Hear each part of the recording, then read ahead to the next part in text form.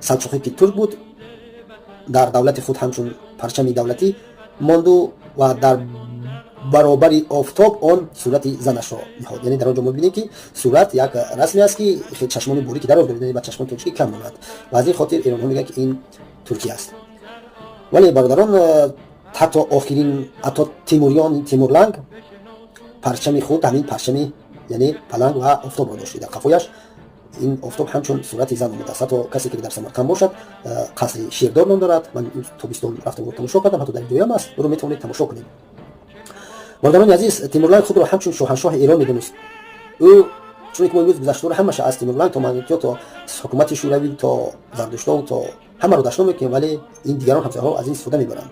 ҳатто охирин шоҳи Мамлукиён, шоҳ Амир Олимхон, ӯ худро ҳамчун тоҷик ва сарзамини Бухороро орёно